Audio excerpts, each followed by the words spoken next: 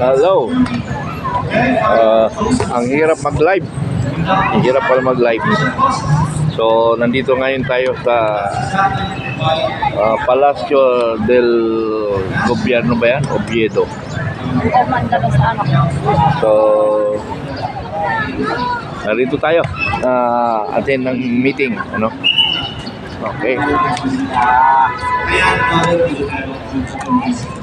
Ayaw mag-live. You open DCM, it's a non-partisan, secure, and operates under the post rules. It does not intervene with vote transmission. It does not alter results. It simply allows citizens through their accredited representatives, accredited poll watchers, to verify that the digital count matches the physical printout. So that's what we're trying to do. We want the automated we want the automated counting machines across the Philippines to be verified. May tally the VVPAT, yung resibo, and compare it sa election. At ngayon pa lang po, dapat sana mangyari. Chairman George and the Honorable Commissioners of Comelec, this is not a confrontation, at least from my end. This is not a confrontation. This is a contribution. This is a contribution. A layer of independent verification that builds trust, not doubt. Comelec, we support your mandate. We support clean, honest, and credible elections. And we believe transparency enhances credibility that we can say. Chairman George and the Honorable Commissioner of Comelec, we are ready to work with you, with our team, and not against you. All we ask is for the chance to help make this election one of the most trusted in our nation's history. That's all we are asking for. Let the people verify that technology and civic duty work together. Let us protect democracy, one receipt at a time. Thank you, and mabuhay ang malayang halalan. Maraming salamat, Brother James Jimenez.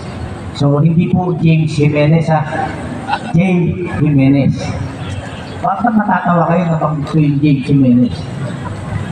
So, napapakinggan natin rito, talagang napapaisip tayo. Mamaya meron tayong sustansya dahil 3 araw naman. Nagpapasalamat nga pala tayo kay General Romy Pukis dahil po ang istorya kung bakit naikabit itong stage dahil sa kanya. Gagamitin ko na rin General Eli kasi bayad to paano binayaran ni General Eli. So, para sa kaalaman ng lahat, 2 beses tayong hindi pinayagan. Pumasok si General Romy Pukis sa loob ng admin ng Intramuros at nakiusap siya at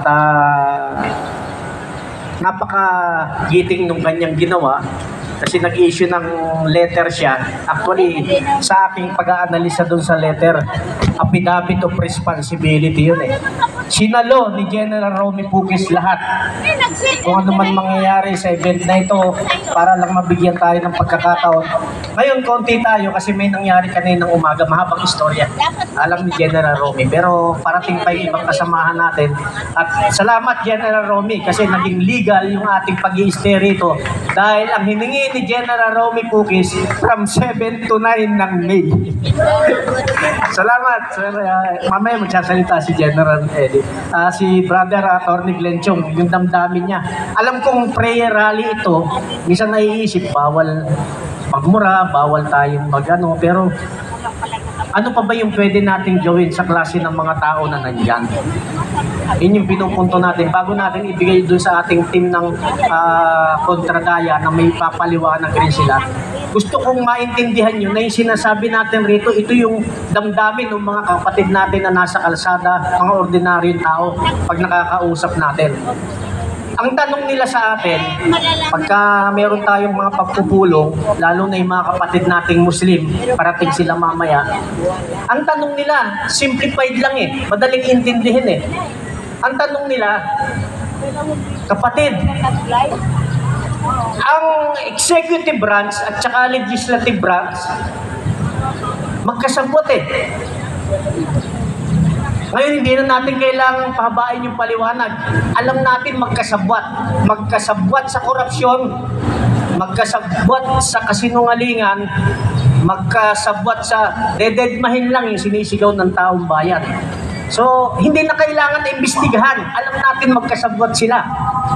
Kaya, napakaganda ng tatlong branches ng government. Kung magkasabwat yung dalawa, at least may isa pang branch na sasalag o kung-question dun sa dalawa. Yun ang ating judicial branch natin. Ang tanong na naman ng mga kapatid natin, ba't ang bagal kumilos ng judicial branch natin? Ang dami ng final nila General L. Rio. Marami ng final na mga petisyon, si Atty. Glenchong. At marami pang grupo, alam natin. Kung titingnan natin yung final, baka umabot sa kisame ng Supreme Court Pero ang ginagawa rin nila, dinededman nila, tapos yung challenge ng TN3, yun na magbukas, kinatigan pa yung COMELEC ng Korte Suprema. So ang tanong na naman ng mga kapatid natin, kasabot rin pala sila.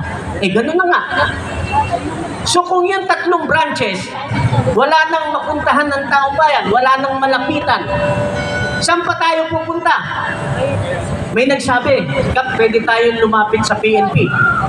Sabi ko, pwede naman. Karapatan natin dahil protector rin sila ng taong bayan. Sa AFP, ganun rin, protector sila ng taong bayan. Pero ang tanong na naman nila, bakit yung PNP at saka AFP, kahit mali yung utos ng executive branch, sinusunod nila? So balik na naman tayo doon sa katanungan na hindi pala natin maaasahan yung PNP sa ngayon dahil kahit mali sinusunod, yung AFP bulag rin sa nangyayari, nakaligtaan na nila yung kanilang pinanumpaan na hindi politiko o isang tao sa gobyerno kailangan na protektahan kundi ang taong bayan at ang bansa natin sa kabuuan. So, para maunawaan ng lahat, huling tanong nila, kapatid, sagutin mo kami ng diretso kasi pagod na kami. Galing to sa mga kapatid natin Muslim Mahal natin sila. Marami sila. Ready silang mamatay para sa bayan natin. Ngayon, ang tanong nila, kapatid, straight na sagot. Kung wala na tayong malapitan sa executive, legislative, judicial, PNP, AP, kanino pa tayo hihingi ng tulong?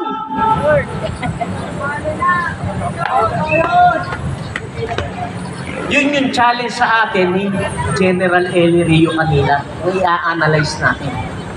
Yun yung isinisigaw ni Atty. Glenchong kanina. I-analyze natin.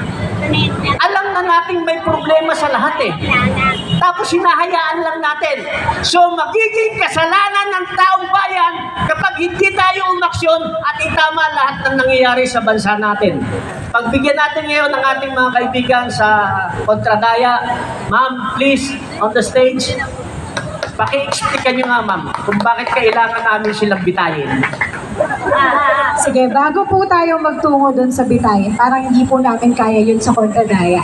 Ako po si Jonah mula po sa Computer Professionals Union at mula din po sa Kontradaya. Isang Kontradayang umaga po sa ating lahat, sa mga kababayan po natin nandito ngayon at sa mga kababayan po natin nakikinig dito sa Intramuros. At maganda umaga din sa iyo, Chairman George Comelec. Ilang araw na lang po at eleksyon na. Ilang araw na lang po at buboto na tayo ng mga susunod na opisyal ng gobyerno. Handa na po ba kayo sa eleksyon? Ay mahina, mga kababayan. Handa na po ba tayo sa eleksyon? Kung handa na po tayo, panigurado, handang-handa na rin po ang mga mandaraya. Sige. Tama po yun. Ang patas, malinis, ligtas at transparent na eleksyon ay napakahalaga po para sa isang demokratikong lipunan. Agree po ba tayo doon? Okay, tamang-tama po. Tapos, nitong mga nakaraan, lagi pong pinagmamalaki ng COMELEC na magiging swabe ng eleksyon. Naniniwala po ba tayo doon? Okay. Sabi niya, ito nga, nung nakaraan lang binabanggit niya, uy, natanggap na namin yung certification, natanggap na namin yung pruweba, yung katibayan, na all systems go, na wala nang magiging aberya sa eleksyon. Naniniwala po ba tayo doon, mga kababayan? Yan. Ngayon, ang sinasabi din nila, ang batay po kasi sa batas, kailangan yung certification na yan, yung patunay na yan, nakuha na yan ng COMELEC 3 buwan pa ang nakalipas. Dapat mga February, pero mga kababayan, nakuha lang ito ng COMELEC April 30. Ilang araw lang. Kung baga sa mga estudyante, baka nakaka-relate, crammer, diba? Minamadali ng COMELEC ang mga bagay-bagay. Maliban po dito sa taas kilay na nangyaring ito, nandyan din po ang iba't ibang forma ng dayaan at aberya sa eleksyon. Kanina binanggit po ng kasama natin kanina, yung kahina-hinalang resulta na lumabas noong testing and sealing. So, nandyan kita po natin kaliwat kanan ng mga illegal campaigning, yung nagsasabi po ng mga election material sa mga puno, poste. Andyan din po yung pagbili at pagbenta ng mga boto. Mga kababayan, wag po natin itong gagawin. Kahit sabihin na natin na 8,000 yan, eh, di ba? Ang laki, 8,000. Ayan, maliban po doon, nandyan din po yung election violence. So, ito po yung kumabalitaan nyo, nagsusorty, nagkakampanya po yung mga kandidato, tapos merong binaril, diba? At meron nga po mga kandidato na namatay. Maliban din po dyan, nandyan din po yung red tagging sa mga progresibong kandidato. Maliban po doon, kung ilan ito, doon sa mga election violation na asahan po natin, lalong lalala sa panahon ng eleksyon. Bukod po dyan, nabalitaan po ba natin sa radyo, sa TV, sa internet, yung tungkol sa aberya sa online voting? Meron ba tayong mga kababayan na OFW, yung nagtatrabaho, naninirahan sa abroad? Meron po ba? Okay, meron. Yan yung strategy. Batay po dun sa nakita nating Facebook post, diba? So, may isa po tayong kababayan, bumoto siya. Imbes na makatanggap ng resibo na malinaw sa kanya kung sino ang kanyang mga binoto, may nakita po siyang mga letters, numbers. Hindi niya po maintindihan kung sino ang kanyang mga binoto. Doon pa lang palpak na, wala pong resibong natanggap, walang malinaw na resibong natanggap ang ating mga kababayan. Sumakit po ang ulo ng ating mga kababayan. Mula pa lang doon sa paglalog-in, hirap na po sila. Kaya may mga kababayan po tayo nanlulumo na babad trip, diba? Unang beses pong nagkaroon ng online voting sa kasaysayan ng eleksyon sa Pilipinas. Pero, palpak. Senyales po ba ito na ganito rin ang magiging itsura natin sa Mayo 11? Ngayon, maliban po doon, binabanggit ko sa pinaresibo. Di ba tayo, pag nagpapadala tayo ng pera sa GCash, may resibo?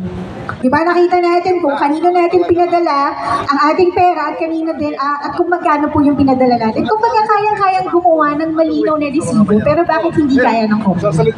Kaya nagtataas kilay talaga ang ating natin sa lahat ng mga binanggit natin ng mga previous nating speakers. Kita natin na nagsisimula na ang dayaan, mga kababayan. Ayaw man natin ang dayaan, pero nandiyan na ang dayaan. At sinabi nga po kanina ni General Lino, sino nga po ba ang nakikinabang sa dayaan? Pangalawa, na-idolize na. Sino nga po? Yung General Lino, hindi sila nakikinig. Sino po ang nakikinabang sa dayaan? Okay, ang nakikinabang po sa kanila, marami. Yung mga political dynasties, yung mga trapo, yung mga korap, yung bumibili po sa ating mga boto. Ayan.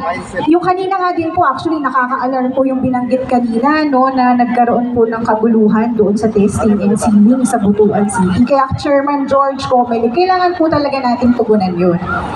Pero kahit ganito, nasandamakmak na, kaliwat kanan na po ang dayaan na nakikita at nararanasan natin, hindi ibig sabihin nun wala na tayong magagawa. At yun nga po yung pinauulit-ulit kanina pa.